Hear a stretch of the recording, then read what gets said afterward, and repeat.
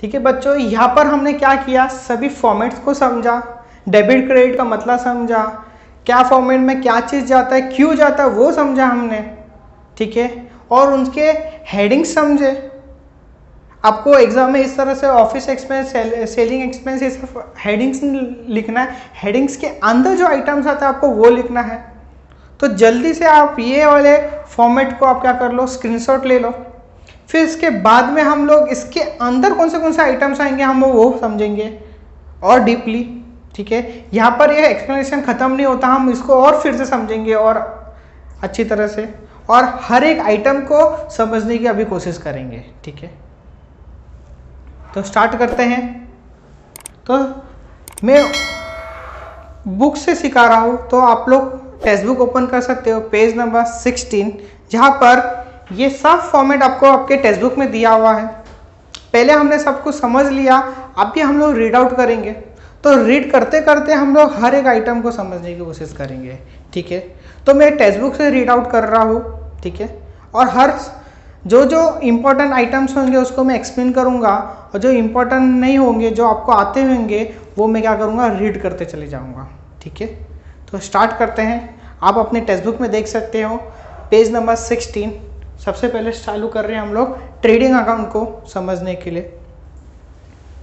तो सबसे पहले to opening stock, to purchase minus return outward. Return outward मतलब परचेस रिटर्न, मतलब जो हमने परचेस किया था वो हमने रिटर्न कर दिया। टू कैरेज इनवर्ड मतलब हमने कुछ भी ट्रांसपोर्टेशन किया वो आया हमारे पास। फ्रेड मतलब कोई रेलवे के थ्रू हमने गुड्स मंगाया तो फ्रेड का खर्चा हुआ। डॉकयार्ड का खर्चा हुआ मतलब हमने कोई गुड्स मंगाया तो पहले वो किधर जाता है, पोर्ट पे जाता है, और वो शिप का जो पोर्ट होता है वहाँ पर वो क्या करते हैं, बड़े बड़े बक्सों में रखते हैं, तो डॉक का चार्जेस लगता है, डॉक चार्जेस, DOC के dock charges. To custom duty, अगर हम लोग कोई भी बोट से गुड्स मंगाते हैं, इंपोर्ट करते हैं, तो गवर्नमेंट क्या करती है, वो कस्टम ड्यूटी चार्ज करती है। To wages, productivity. To manufacturing wages का मतलब सेम ही होता है, टू वेजेस एंड सैलरी। पहले देखो वेजेस दिया है, फिर सैलरी दिया है, तो आपको पहले क्या लेना है, वेजेस देखना है, सैलरी को इग्नोर करना है। जो पहला आइटम होता है वो हम लेते हैं। और वेजेस का मतलब मैंने बताया था लेबर, और लेबर होता किधर है, फैक्ट्री में होता है। तो जितना भी मैं रीड आउट कर रहा हूँ वो कौन से खर्चे हैं, फैक्ट्री के खर्चे हैं। To coal, coke, gas, motive power, oil, water और ग्रीस, ये सब किधर लगेगा, ऑफिस में लगेगा क्या, कि ऑफिस में हम लोग ऑयल लगा रहे हैं, गैस लगा रहे हैं, फैक्ट्री, हाँ ये सब कौन से खर्चे हैं, फैक्ट्री के खर्चे हैं। तो ये सब किधर आएंगे, ट्रेडिंग अकाउंट के डेबिट साइड में आएगा। उसके बाद आ जाता है import duty. To royalty on purchase production, royalty मतलब कोई भी चीज़ मैं बना रहा हूँ तो मुझे रॉयल्टी देनी पड़ेगी, मतलब जिससे मैंने परमिशन लिया ये बनाने का उसको मुझे पैसा देना पड़ेगा। अब परमिशन किससे लेना पड़ता है, रॉयल्टी मतलब अभी जैसे कि एग्जांपल मैकडोनल्ड, तो मैकडोनल्ड, तो ये सब जितने भी दुकानें आपको मॉल दिख रहे मैकडोनल्ड के, वो खुद के नहीं, ये है फ्रेंचाइजी। मतलब अगर हमको मैकडोनल्ड खोलना है तो हम भी मैकडोनल्ड ओपन कर सकते हैं। तो मैकडोनल्ड क्या करेगा, अपना नाम देगा, अपना सब गुड्स देगा, अपना सब मशीनें देगी, फिर उसके बदले वो क्या चार्ज करेगा, हमको रॉयल्टी चार्ज करेगा। मतलब हम मैकडोनल्ड का बर्गर बेचेंगे तो बर्गर बेचते समय उसका कुछ पार्ट हमको मैकडोनल्ड वाले को देना पड़ेगा। तो मैकडोनल्ड बर्गर बनाते समय वो खर्चा हुआ मुझे रॉयल्टी का, तो ये प्रोडक्शन का खर्चा है, ये फैक्ट्री का खर्चा है। ठीक है, उसके बाद आता है to primary packing charges. Primary मतलब एकदम स्टार्टिंग में जो पैकिंग होता है वो पैकिंग, मतलब फाइनल पैकिंग नहीं, जब भी हम गुड्स बन चुका है तब उसको रैप कर रहे हैं, नहीं। अभी आपने देखा होगा कि कोई बॉक्स के अंदर फिर से रैप होता है, फिर से वो बंद होता है, वो जो प्राइमरी पैकिंग है उसको बोलेंगे हम लोग फर्स्ट पैकिंग। उसके बाद आता है to factory lighting and heating, मतलब फैक्ट्री में जो लाइट लगती है, हीटिंग लगती है, मशीनें में जो पावर लगता है उसको बोलेंगे फैक्ट्री लाइटिंग एंड हीटिंग। फिर आता है तो फैक्ट्री रेंट एंड रेट्स, मतलब फैक्ट्री का जो रेंट्स है, फैक्ट्री का इंश्योरेंस है, मतलब फैक्ट्री के गुड्स को इंश्योरेंस करके रखा है हमने। तो works manager salary, works manager मतलब अब सैलरी से हमको ऐसा लगता है कि सैलरी मतलब ऑफिस का खर्चा, नहीं, वर्क मैनेजर मतलब किसी फैक्ट्री के मैनेजर का सैलरी, मतलब फैक्ट्री में भी तो मैनेजर होंगे ना, जो मैनेजिंग लेवल पे होंगे, उनको बोलेंगे हम वर्क्स मैनेजर सैलरी। तो जितने भी हमने अभी जो भी पढ़ा वो सब के सब फैक्ट्री का खर्चा है। ये बहुत इंपॉर्टेंट है। सबसे ज़्यादा कंफ्यूजन इधर ही होता है, सर ये फैक्ट्री में डालूँ कि पीएनएल के में डालूं, तो ये सब फैक्ट्री का खर्चा है। ये सब आपको रीड आउट करना और याद भी करना है, ठीक है। उसके बाद आ जाते हैं हम लोग क्रेडिट साइड में, by sales minus return inwards, ठीक है। ये फिक्स है, ये इधर ही आने वाला है, ठीक है। और एकदम लास्ट में हम लोग पढ़ लेते हैं क्लोजिंग स्टॉक, ठीक है। फिर बीच का आइटम जो मैंने सर्कल किया है ना, ये आपको थोड़ा याद करना पड़ेगा, ये आपको समझना पड़ेगा। ये समझ नहीं आता ये किधर डाले, तो ये फिक्स आइटम्स है। कौन से फिक्स आइटम है? गुड लॉस बाय फायर, मतलब गुड जल गया, गुड जलने पे बाहर चले गया ना हमारे गोडाउन से, मतलब डिस्ट्रॉय हो गया। गुड लॉस बाय थेफ्ट, मतलब कोई चोर लेके गया। Good distribute as a free sample, मतलब हमने एडवर्टाइज करने के लिए गुड्स क्या किया, हमने फ्री में बेच दिया, फ्री में दे दिया सबको। तो इस सभी में गुड्स क्या हो रहा है, बाहर जा रहा है। By good loss in accident, मतलब हमारे ट्रांसपोर्टेशन में क्या हो गया, गुड्स एक्सीडेंट में चोरी हो गया, या एक्सीडेंट में हमारा गुड्स खराब हो गया। गुड्स विड्रॉन बाय पार्टनर्स, कभी कभी ऐसा होता है कि कोई कोई पार्टनर्स क्या करता है, गुड्स अपने पर्सनल यूज के लिए लेके चले जाता है, ठीक है। तो ये जितने भी 6 आइटम मैंने आपको बताया वो सबके सब इधर आएंगे, सबके सब में क्या होता है, गुड्स बाहर जाता है, ठीक है। जो भी अभी हम लोग सीख रहे वो क्या कर रहे हैं, 1 इफेक्ट सीख रहे हैं। मैं 2 इफेक्ट आपको सिखा रहा ही नहीं हूँ, ठीक है। वो एडजस्टमेंट का मैं वीडियो अलग से बनाऊंगा, जितने भी एडजस्टमेंट्स होंगे उसका अलग से बनेगा वीडियो। तो ये जो भी हम लोग प्रैक्टिस कर रहे हैं, जो भी हम लोग समझ रहे हैं, वो क्या समझ रहे हैं, ट्रायल बैलेंस 1 इफेक्ट, एक ही इफेक्ट, ठीक है। उसके बाद में आता है सब टैली करना, वो तो मैंने पहले ही आपको बता दिया है। उसके बाद जाते हैं हम लोग प्रॉफिट एंड लॉस के डेबिट और क्रेडिट साइड। और प्रॉफिट एंड लॉस के डेबिट साइड में क्या होगा, जितना भी ऑफिस का खर्चा वो सब आएगा। तो चालू करता हूँ मैं रीड आउट करने। सबसे पहले टू सैलरी एंड वेजेस।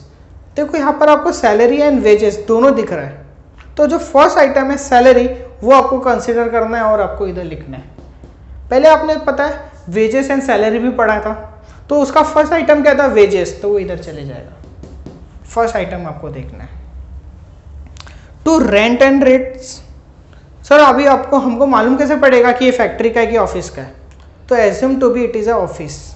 मतलब अगर आपको मेंशन किया रहेगा ना फैक्ट्री का रेंट है तो ही फैक्ट्री में डालना है, नहीं तो आप ये किधर डालोगे, पीएनएल अकाउंट में डालोगे, ठीक है। टू इंश्योरेंस, सर अभी इधर भी हमको पता नहीं चलेगा सर फैक्ट्री में डालें कि ऑफिस का खर्चा है ये। अगर कुछ नहीं बोले तो इट्स ऑफिस एक्सपेंस। अगर मेंशन किया रहेगा कि फैक्ट्री का इंश्योरेंस है तो या फैक्ट्री में डालोगे, ठीक है। टू इलेक्ट्रिसिटी एंड लाइटिंग, यहाँ भी आपको वैसे ही आपको इधर ही डालना है, फिक्स है ये सब इधर ही डालना है। इलेक्ट्रिसिटी, रेंट, इंश्योरेंस, अगर वो मेंशन करेंगे तो ही उसको ऊपर डालना। अब आप बोलेंगे से पावर, कोल, ये तो किधर होता है, फैक्ट्री में होता है, तो उधर ही डालना है आपको। Wages, freight, import duty, custom duty, ये तो आपको पता ही है, ये ऊपर ही जाएगा, तो आपको ऊपर ही लिखना है, ठीक है। और बाकी का सब आइटम आपका ऑफिस का इधर ही आएगा। उसके बाद आ जाते हैं telephone, postage, printing and stationery, जैसे मैंने बताया ऑफिस में ही तो लगता है प्रिंटिंग का खर्चा। Travelling of salesman, depreciation on asset, loading charges, मतलब हमने लोड किया कोई भी गुड्स को, क्या किया, ट्रांसपोर्ट में चढ़ाया बेचने के लिए। जब भी गुड्स लेके आए तो फैक्ट्री में लेके आए थे, फैक्ट्री का खर्चा था। लोड किया मतलब अभी हम लोग ने ऑफिस का खर्चा किया। ऑडिट फी, ये ऑडिट फी मतलब किसी सीए से हमने क्या किया, अकाउंट क्या किया, चेक करवाया, ऑडिट करवाया। उसके बाद आता है entertainment expense, repair renewal maintenance, interest on loan. पता है इंटरेस्ट ऑन लोन मैंने आपको किधर बताया था, फाइनेंस के खर्चे में बताया था। आपको लिखना नहीं है कि ये फाइनेंस का खर्चा है, आपको ये सब खर्चे इसमें डाल देना है, ये मैंने हेडिंग्स दिए थे। उसके बाद आ जाता है miscellaneous expense, convenience, loss by fire, loss by theft, loss in accident, goods distribution as a free sample. अब बोलेंगे सब ये सभी चीज़ें हम लोगों ने अभी अभी पढ़ी थी। हाँ पढ़ी थी, वो किधर पढ़ी थी हम लोगों ने, इधर ये सर्कल किया ना, इधर पढ़ी थी। पर मैंने तभी क्यों नहीं बताया, क्योंकि हम लोग एक इफेक्ट पढ़ रहे। क्या एक effect, trial balance has one effect और एडजस्टमेंट हैज़ टू इफेक्ट। तो एक्चुअली में ये वाला जो एडजस्टमेंट्स होंगे मोस्टली वो इंफॉर्मेशन मतलब नीचे एडजस्टमेंट में दिया जाएगा। तो दो इफेक्ट डालना आपको, एक इधर और एक इधर, ठीक है। इसके लिए वो सेकंड टाइम भी दिख रहा है आपको। तो ये एडजस्टमेंट्स किधर देखेंगे, नीचे ट्रायल बैलेंस के नीचे। उसके बाद discount allowed, allowance, advertisement, carriage outward. मैंने पता पहले हमने पढ़ा था कैरेज इनवर्ड, वो इधर जाएगा। इनवर्ड के टाइम क्या होता है, फैक्ट्री में गुड्स आता है। आउटवर्ड में मतलब जब भी हम लोग ऑफिस से लेबल लगा के पैकिंग करके हम कस्टमर को देते हैं, तो आउटवर्ड हमारा P&L अकाउंट के डेबिट साइड में आता है। उसके बाद सेल्स चार्जेस, सेल्स चार्जेस किधर आएगा, सेलिंग एक्सपेंस में, सेल का खर्चा है। बैड डेब्ट्स, एक्सपोर्ट ड्यूटी, पता है हमने इंपोर्ट ड्यूटी पढ़ा था, जब इंपोर्ट करते समय होता है तो ड्यूटी फैक्ट्री का, एक्सपोर्ट करते समय ऑफिस का खर्चा। Taxes, general expense, trade expense, legal charges, legal मतलब किसी वकील का charges, professional charges, bank charges, solicitor charges मतलब किसी वकील का चार्जेस, सेकेंडरी पैकिंग चार्जेस। देखो हमने प्राइमरी पैकिंग चार्जेस पढ़ा था, वो ट्रेडिंग में जाएगा, और यहाँ पर आएगा सेकेंडरी पैकिंग। मतलब पहले पता है आपने कोई भी गुड्स को पैक करके किसी बॉक्स में डाला रहेगा, वो प्राइमरी चार्ज हो गया। फिर पूरे बॉक्स को हमने पैकिंग किया रहेगा और हमने कस्टमर के पास भेजा होगा, तो वो सेकेंडरी हो गया। तो सेकेंडरी वाला इधर, प्राइमरी वाला ऊपर। उसके बाद आता है loss on sale of fix asset. अगर हमको फिक्स एसेट बेचते समय कोई नुकसान हो गया, वो इधर आता है P&L अकाउंट के डेबिट साइड में। फिर आ जाते हैं P&L अकाउंट के क्रेडिट साइड में। बाय कमीशन रिसीव, कमीशन मिला हमको। बाय डिस्काउंट रिसीव, अब बोलेंगे साहब ये सब इनकम हमारा ऑफिस का इनकम है। नहीं, ये ऑफिस का इनकम नहीं, ये पूरे बिजनेस का इनकम है, पर हम वो फैक्ट्री में नहीं लिखेंगे, हम लोग प्रॉफिट एंड लॉस अकाउंट में लिखेंगे। ट्रेडिंग अकाउंट में सिर्फ एक ही इनकम आता है, वो सेल्स इनकम, बाकी का सब ट्रांसफर हो रहा था, बाहर जाने वाला इनकम और क्लोजिंग स्टॉक, बस। बाकी के जितना भी इनकम होगा वो प्रॉफिट एंड लॉस के क्रेडिट साइड में आएगा। Discount receive, interest receive, dividend receive, rent receive, miscellaneous receive, profit on sale of asset, सब के सब किधर आएंगे, प्रॉफिट एंड लॉस के क्रेडिट साइड में आएंगे। उसके बाद आ जाते हैं हम लोग partners capital account. Partners capital account में इसके अलावा ज़्यादा कुछ आता नहीं है, पूरा का पूरा इधर ही कवर हो गया, ठीक है। तो ये आपको डिटेल में मैं अगर चाहिए तो इसका मैं एक और वीडियो बनाऊंगा, जहाँ पर सिर्फ हम लोग पार्टनर्स कैपिटल अकाउंट की ही बात करेंगे। तो पार्टनर्स कैपिटल में भी दो टाइप के होते हैं, फिक्स कैपिटल और फ्लक्चुएटिंग कैपिटल। तो ये पूरा डिटेल में मैं एक नेक्स्ट वीडियो में आपको बताऊंगा, ठीक है। फिर उसके बाद में आ जाते हैं हम लोग बैलेंस शीट। बैलेंस शीट में जितने भी एसेट्स हैं वो सब आएंगे। आपको इस तरह से हेडिंग नहीं देना है, आप मिक्स में भी लिख सकते हो, कभी टेंजिबल, कभी फिक्स, कभी इनटेंजिबल, कभी टेंजिबल, कभी करंट एसेट। आपको एग्जाम में कोई लाइन से लिखने का कंपलसरी नहीं है, ठीक है।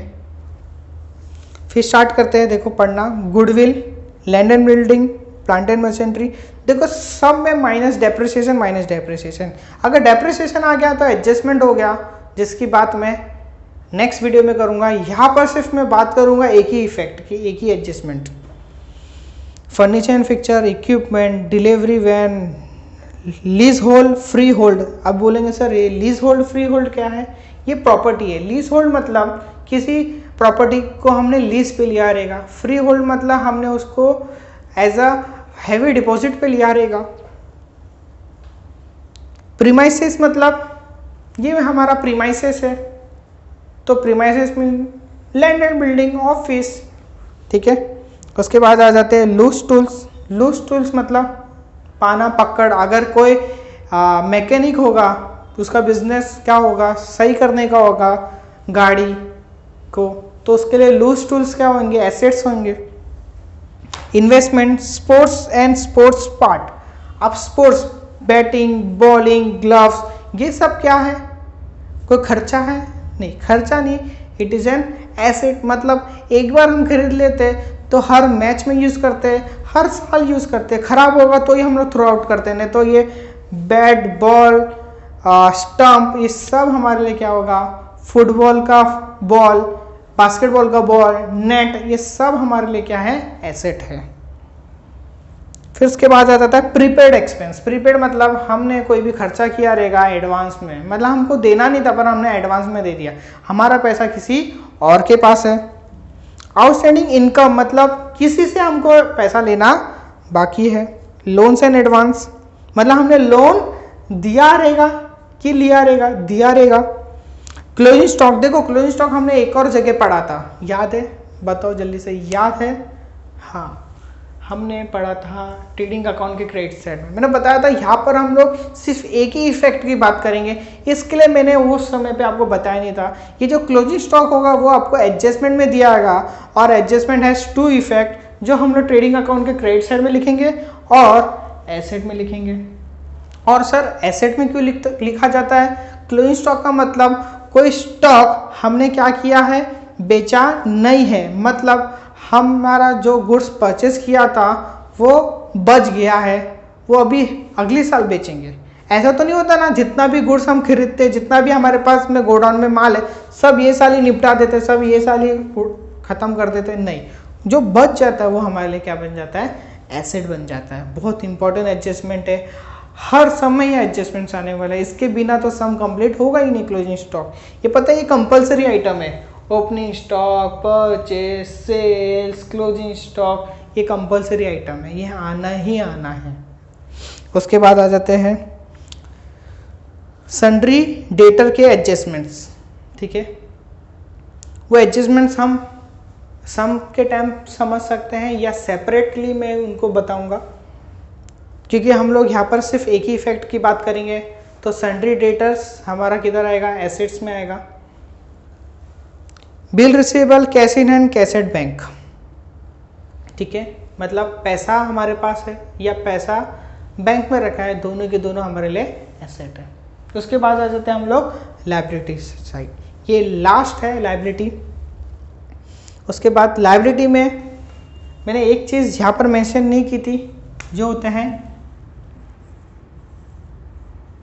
Reserve and provision. Reserve and provision मतलब आप पता है कभी भी शॉपिंग करने जाते हो, अगर आपको 1000 का शॉपिंग करना है तो आप 1500 लेके जाओगे, 1500 एक्स्ट्रा लेके जाओगे। ऐसा होता है कि नहीं होता है? होता है। क्यों एक्स्ट्रा लेके जाएंगे? क्या पता हमको एक्स्ट्रा खर्चा कर हो जाए। क्या 1000 का शॉपिंग करना है तो आप 800 लेके जाओगे, कम लेके जाओगे? नहीं, आप ज़्यादा ही लेके जाओगे। इसके लिए बिजनेस को भी क्या करना पड़ता है, कुछ रिजर्व्स क्रिएट करने पड़ते हैं। मतलब अगर हमारा खर्चा पूरे साल का 10 लाख है तो एक्स्ट्रा 2 लाख उसको साइड में रख के रखना पड़ता है। कुछ एक्स्ट्रा खर्चा हो गया तो उसको साइड में रिजर्व करके रखते हैं। तो ये लायबिलिटी क्यों हुआ? क्योंकि हम लोग क्या करते हैं, रिजर्व करके रखते हैं, हमको देना पड़ जाए फ्यूचर में तो हम उसको पैसा देंगे। उसके बाद आ जाता है profit and loss account, loans and mortgage. Loans on mortgage मतलब होम लोन कैसे मिलेगा, घर के कागजात क्या करने पड़ेंगे, गिरवी करके रखने पड़ेंगे तो हमको लोन मिलेगा। Loan from partners, bills payable, bank overdraft, sundry creditors, discount on creditors, ये सब एडजस्टमेंट्स है। आउटस्टैंडिंग एक्सपेंस वेरी इंपॉर्टेंट, मतलब किसी एक्सपेंस को क्या करना है, हमको पे करना बाकी है तो हमारे लिए कर्जा है। आउटस्टैंडिंग एक्सपेंस मतलब हमको देना बाकी है।